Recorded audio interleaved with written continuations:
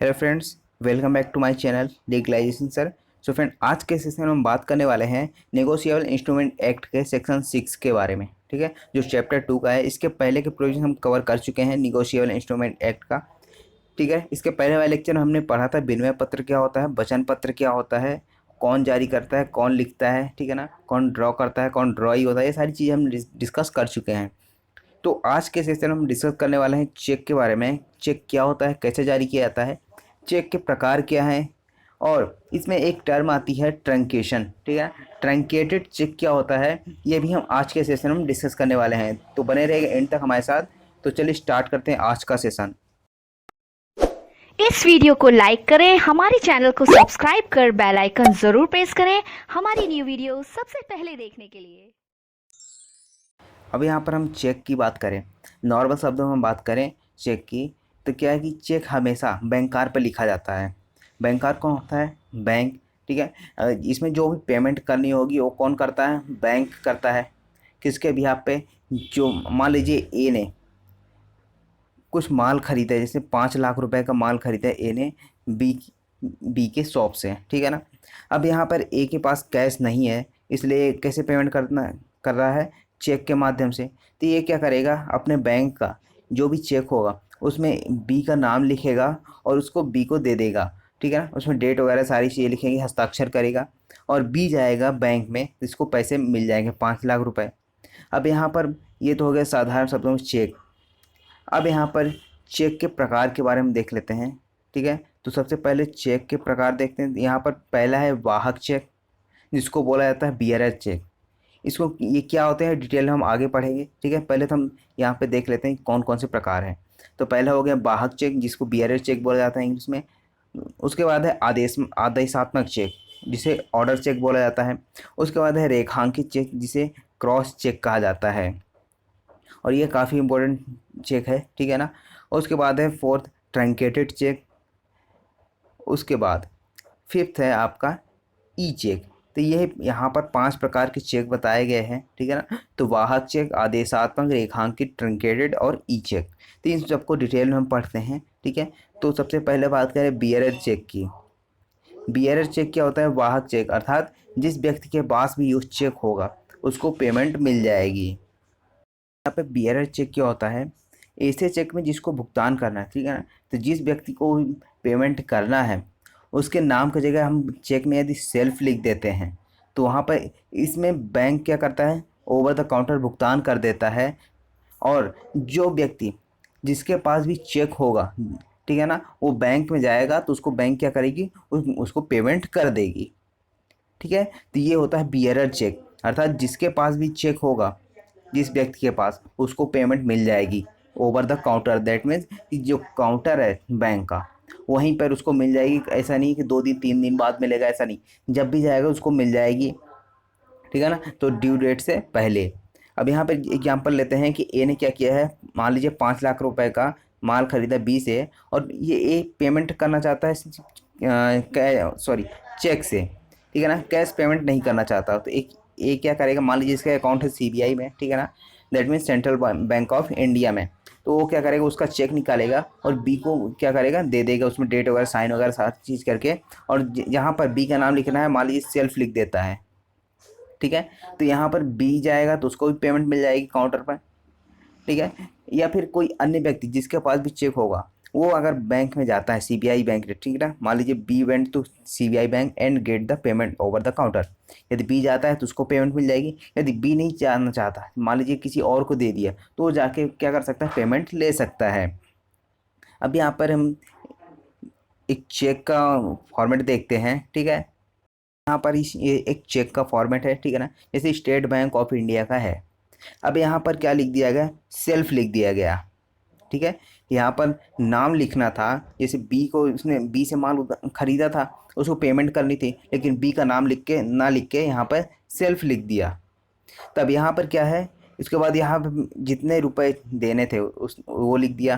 ठीक है ना, अब यहाँ पर अंकों में लिख दिया। उसके बाद ये अकाउंट नंबर है।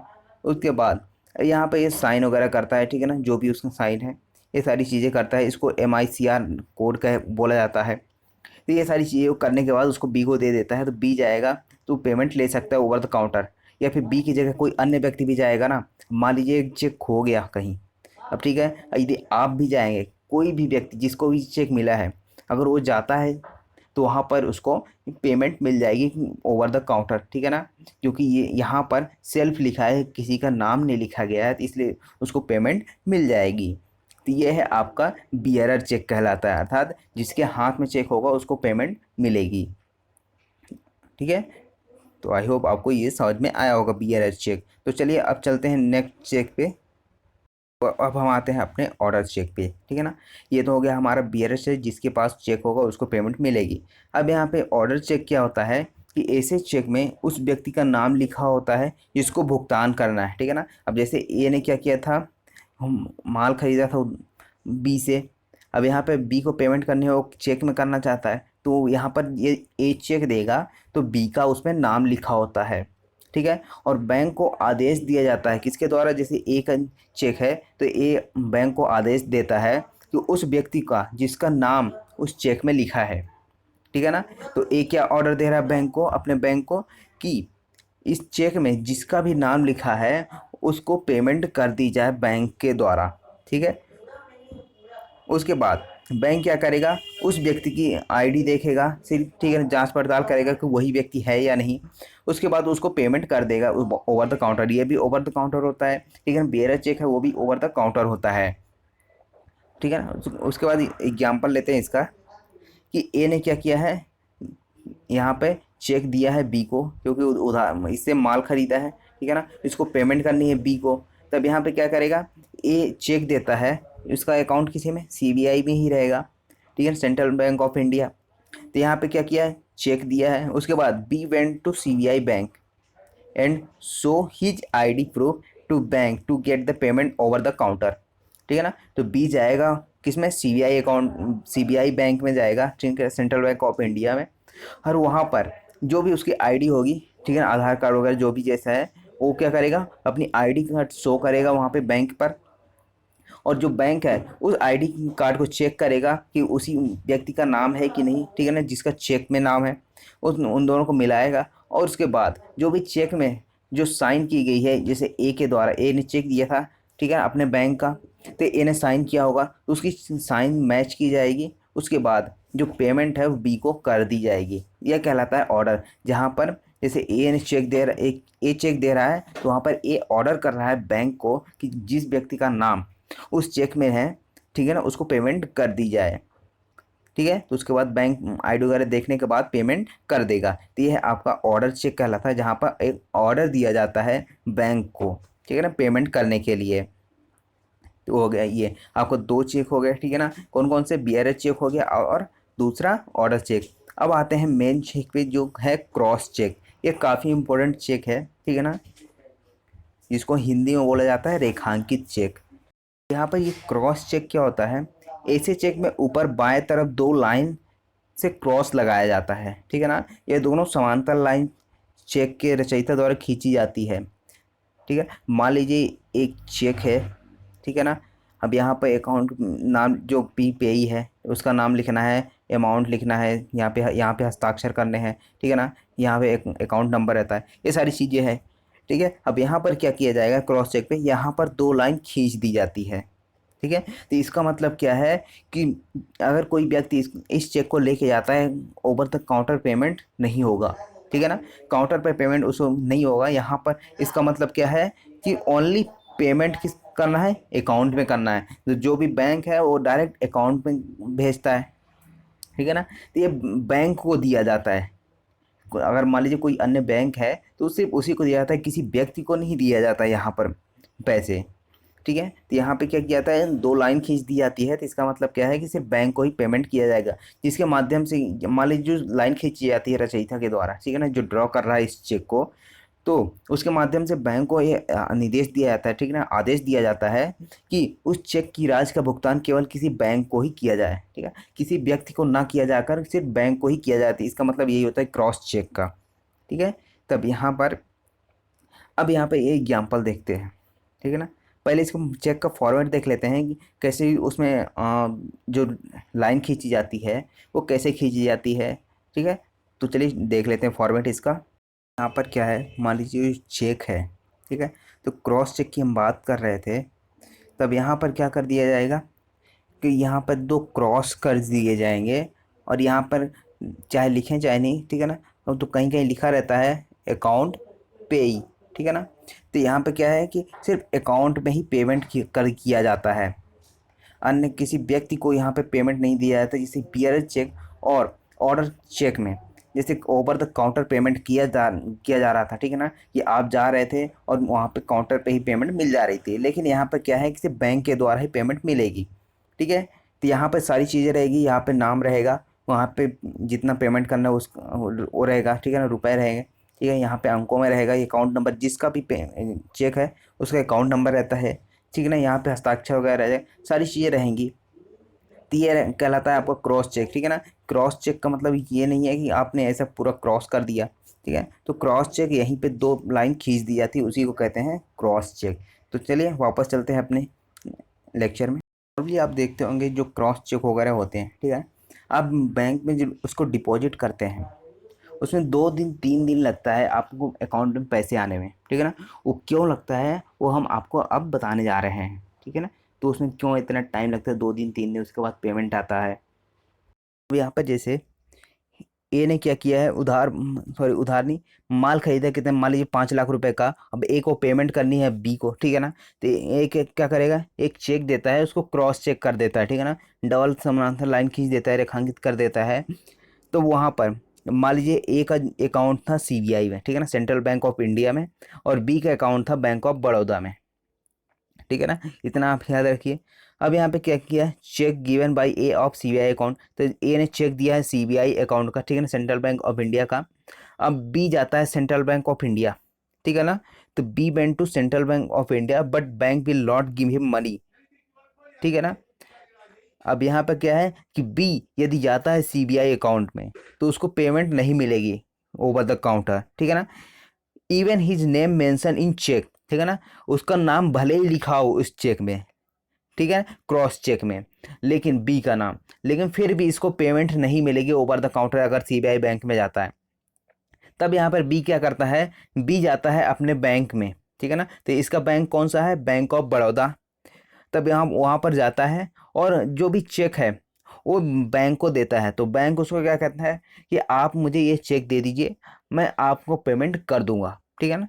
तब यहाँ पर अब सारा काम कौन करेगा, इसका बैंक करेगा, बैंक ऑफ बड़ौदा, ठीक है। अब यहाँ पर क्या है, उसका चेक डिपॉजिट हो गया बैंक ऑफ बड़ौदा में। तो चेक, उस चेक को क्या करेगा, आरबीआई को भेजता है, ठीक है ना। जो बैंक ऑफ बड़ौदा है वो क्या करेगा, उस चेक को आरबीआई में, ठीक है ना, आरबीआई का जो क्लियरिंग हाउस होता है, ठीक है ना, जो क्लियरिंग हाउस का काम क्या है, जो क्रॉस चेक है उनको पेमेंट वगैरह कराना, ठीक है ना, उनको क्लियर कराना। तब यहाँ पे उस चेक को बैंक ऑफ बड़ौदा क्या करेगा, वो आरबीआई के क्लियरिंग हाउस में भेजता है।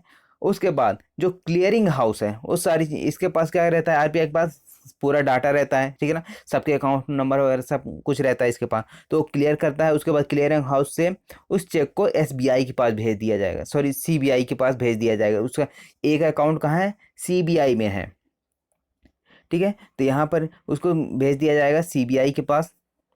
अब जो सीबीआई है, ठीक है ना, यहाँ पे सीबीआई होगा, उसके बाद सीबीआई क्या करेगा, सेंट्रल बैंक ऑफ इंडिया उस पैसे को पूरी जांच पड़ताल करने के बाद, चेक को देखने के बाद क्या करेगा, बैंक ऑफ बड़ौदा में भेज देगा, ठीक है ना।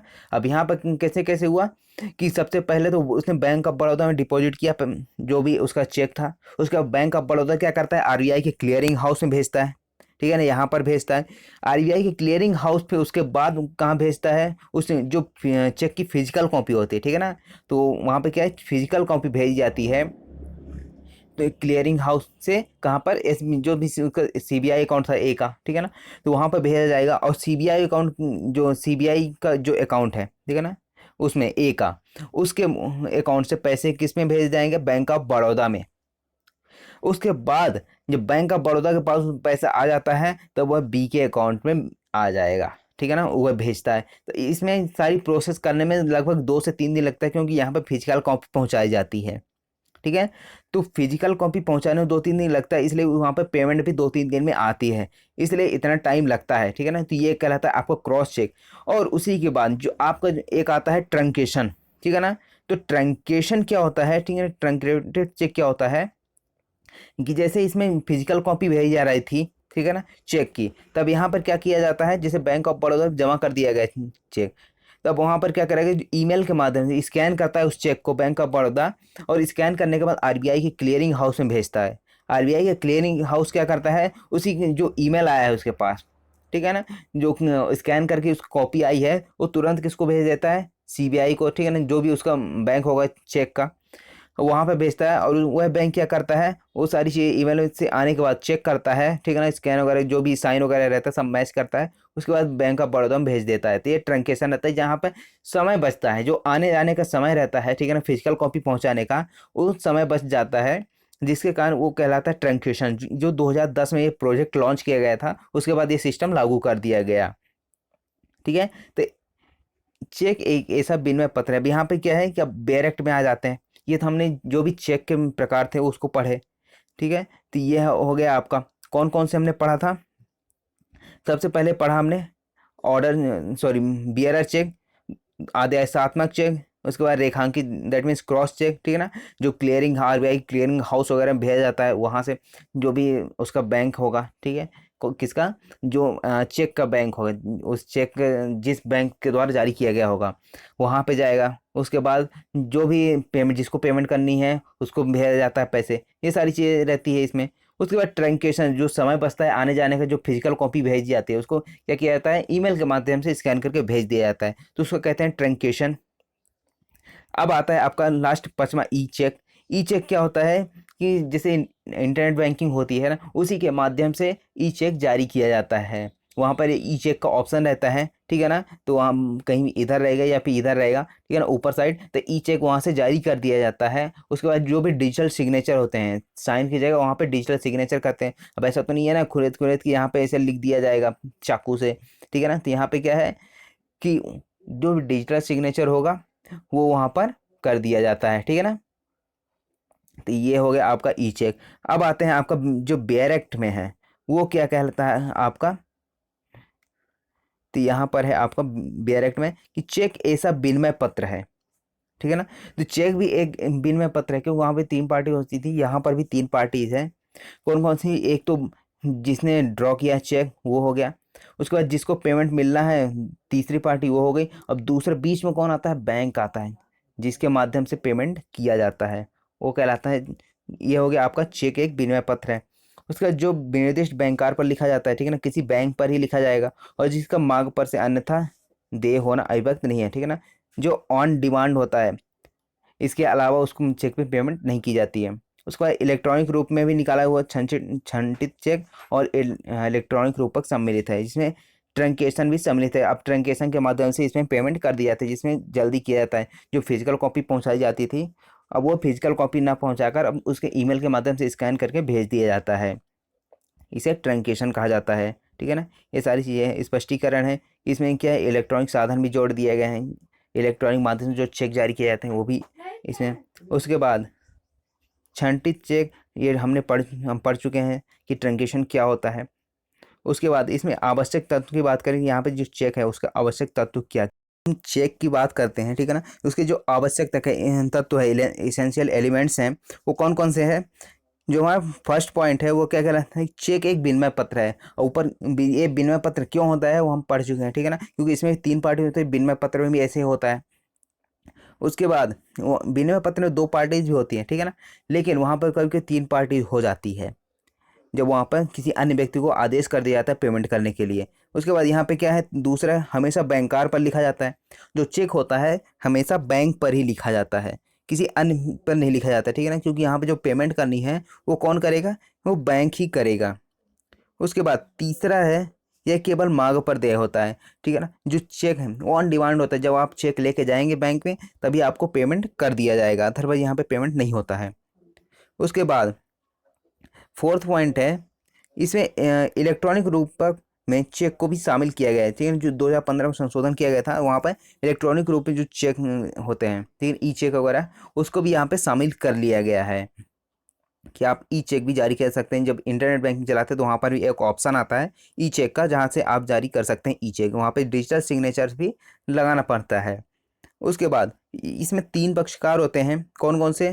पहला तो हो गया जो चेक ड्रॉ करता है, ठीक है ना, जो चेक लिखता है वो हो गया ड्रॉई। उसके बाद बैंक हो गया, जिसको पेमेंट करना है, ठीक है ना, जो पैसे देगा। उसके बाद जिसको पैसे मिल रहा है, ठीक है ना, अर्थात जो पेई होता है, जिसको पैसे मिलना है, जिससे जिसको चेक दिया गया था उसको पेमेंट मिलेगी। ये 3 पक्षकार यहाँ पे हो जाते हैं चेक में। तो आई होप आपको ये समझ में आया होगा चेक क्या होता है, ठीक है ना, इसके प्रकार वगैरह जो भी है ये आप अच्छे से समझ में आया होगा, ठीक है ना। तो thank you so much for watching legalisation sir.